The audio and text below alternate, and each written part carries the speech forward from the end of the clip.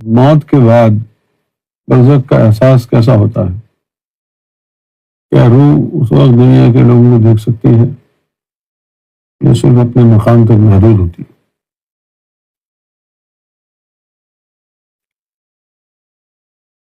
12 سال تک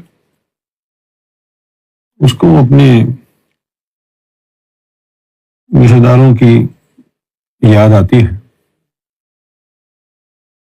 اور وقتاً فوقتاً وہ زمین پر اپنے گھر والوں سے ملنے وہ روح آتی رہتی ہے، لیکن 12 سال کے بعد پھر وہاں سے مانوس ہو جاتی، اس کے بعد پھر نہیں آتی۔ اب ڈیپینڈ کرتا ہے کہ روح جاتی کہاں ہے۔ عالم برزخ میں تو 2 مقام ہیں، ایک سجین ہے، ایک علیین ہے۔ جو ذاکر قلبی ہوں گے وہ علیین میں جائیں گے، اور جو ذاکر قلبی نہ ہوں بھلے کتنے ہی پارسا اور زاہد ہوں، سجین میں جانا ہے۔ پھر یوم محشر تک جب تک حضور شفاعت نہ کرائیں وہ وہیں رہیں گے، شفاعت کے بعد پھر ان کو خلاصی ان کی ہوگی۔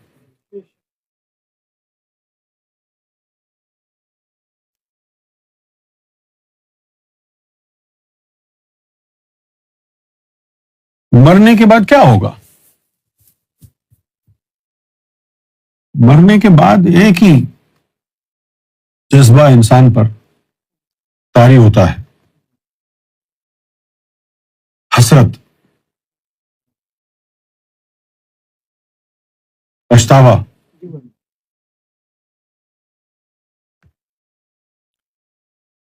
کیونکہ جس عقل کو جن 3 پردوں نے روکا ہوا ہے وہ انسان کو رب کی طرف آنے نہیں دیتی۔ دنیا کو لگتا ہے، بندے کو اس وقت لگتا ہے کہ یہ ضروری ہے، یہ رشتے زیادہ بہتر ہیں، یہ ماں باپ بہن بھائی بیوی بچوں کے یہ رشتے زیادہ ضروری ہیں رب کے مقابلے میں۔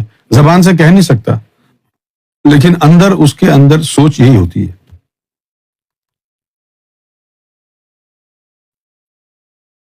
جب وہ پردے ہٹاتا ہے لطیفہ عناصر عالم نزا کے وقت، تو پھر اس کو جو ہے نا وہ سمجھ میں آتی کہانی، اب یہ کیا ہو گیا، میں تو یہاں اس لیے آیا تھا۔ پھر وہ کہتا ہے رب کو کہ اللہ مجھے اب تھوڑی سی مہلت دے، میں پھر صرف تیری عبادت کروں گا، تجھے یعنی راضی کرنے کی کوشش کروں گا۔ 99% روحوں کا موت کے وقت یہی حال ہوتا ہے، حسرت، کاش یہ زندگی میں نے ضائع نہ کی ہوتی، کاش میں نے سب سے زیادہ توجہ اور محنت اپنے ایمان کے لیے کی ہوتی۔ یہ دنیا تو فانی ہے، ایک دن ختم ہونی ہی ہے۔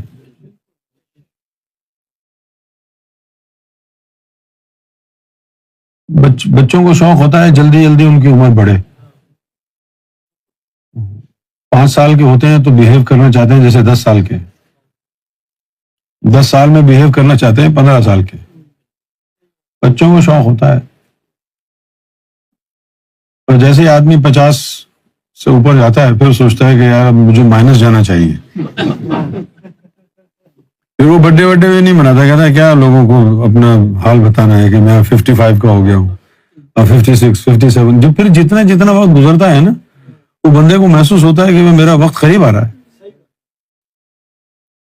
اب جیسے 55 سال کا ہو گیا تو زیادہ تر آدمی کتنا جیتا ہے اس دنیا میں؟ بہت کم ہی لوگ ہوتے ہیں جو 75 80 تک جاتے ہیں۔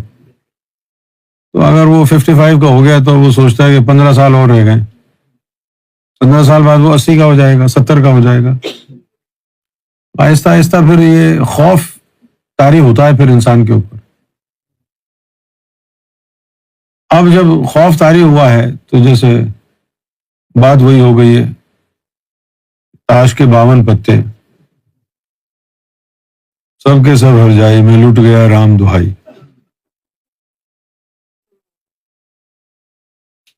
پھر اس کو یاد آتا ہے کہ یہ سب کچھ تو ختم ہو گیا، خدا کی قسم اتنا ملال اس وقت نہیں ہوتا آپ کو جب آپ کا پیسہ لٹ جائے، جتنا ملال آپ کو اس وقت ہوگا جب آپ کی جان نکلے گی، روح پرواز کرے گی، پھر آپ کو پتہ چلے گا کہ میں نے ایک زندگی اپنی جس میں مجھے رب کو ڈھونڈنا تھا ضائع کر دی. وہ حسرت اس کی قبر تک نہیں جاتی. وہ جو حسرت ہے قبر تک نہیں جاتی. اسی لیے رسول اللہ صلی اللہ علیہ وسلم نے فرمایا موتو قبل ان تموتو، کہ مرنے سے پہلے مر جاؤ.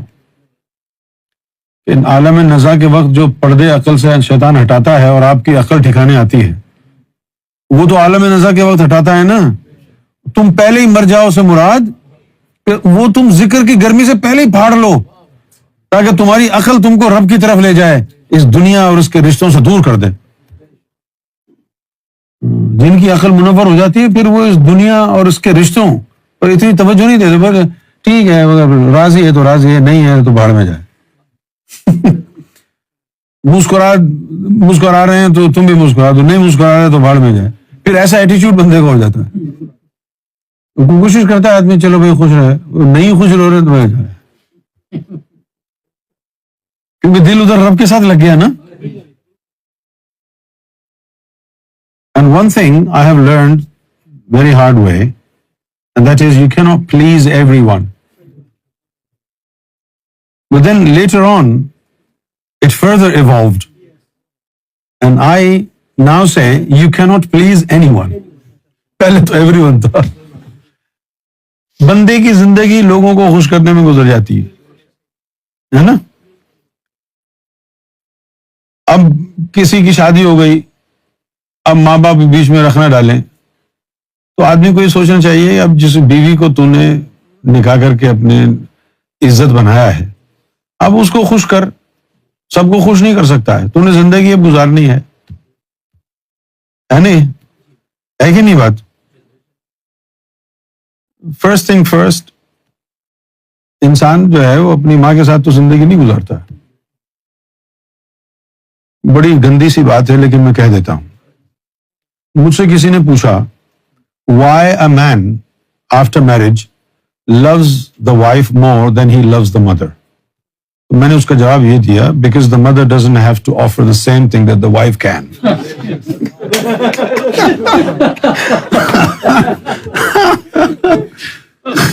سچی بات ہوئی. So the wife wins the race. Oh gosh. But that's true, isn't it? That's bloody so true.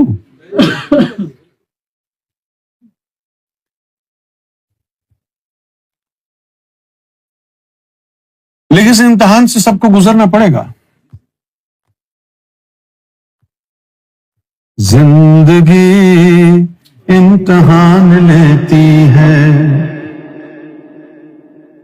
کس کی جان لیتی؟ لوگوں کی نہیں، تمہاری جان لیتی ہے. کہہ رہا ہے لوگوں کی جان. اب امتحان تیرا ہے، جان لوگوں کی لے گا.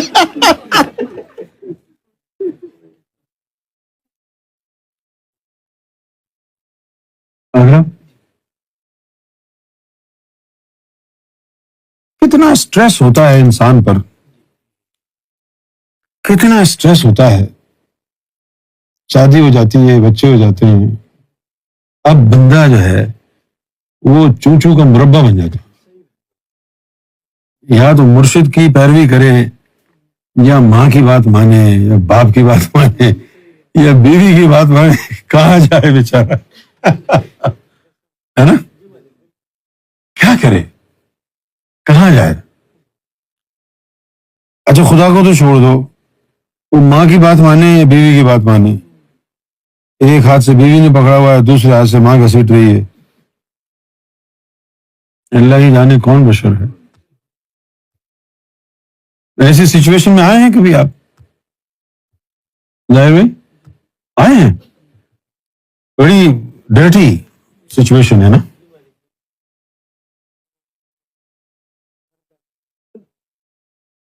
پھر کچھ باپ ایسے ہوتے ہیں گستاخوں کے ساتھ اٹھتے بیٹھتے ہیں. اور پھر بندہ بیٹا جب کہتا ہے کہ یار آپ تو گستاخوں کے ساتھ اٹھتے بیٹھتے ہیں، یہ کیا ہے؟ اس بیٹے کے دل سے اس کی عزت نکل جاتی ہے، لیکن وہ باپ کو پھر بھی سمجھ میں نہیں آتا، وہ کہتا ہے دیکھو میرا بیٹا گستاخ ہو گیا، پہلے میری تعظیم کرتا تھا. وہ یہ دیکھنے میں سے قاصر ہے کہ بھئی تو گستاخوں کے ساتھ بیٹھ گیا ہے، اس لیے تیری عزت اس کے دل سے چلی گئی. اس بات کو بھی تو مد نظر رکھنا چاہیے.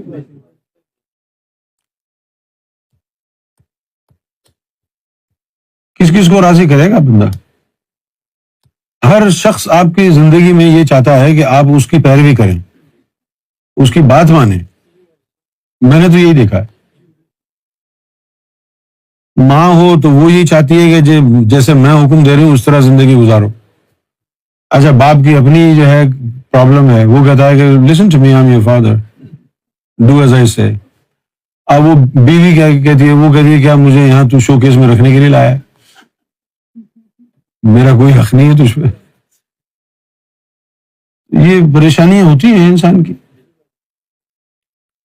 اب اس میں جو ہے اس کو عقل مندی سے کام لینا ہے. جو بیوی کا حق ہے وہ بیوی کو دے، جو ماں کا حق ہے وہ ماں کو دے، جو باپ کا حق ہے وہ باپ کو دے. کسی ایک کو بھی محروم نہ رکھے، لیکن اس کے ساتھ ساتھ یہ بھی رکھے کہ حق سے تجاوز نہ کرے.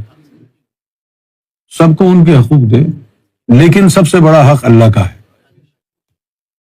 سب سے بڑا حق اللہ کا ہے. اللہ کے راستے میں جو بھی رشتہ رکاوٹ بنے، پھر اس کی پیروی جائز نہیں ہے. کیا خیال ہے؟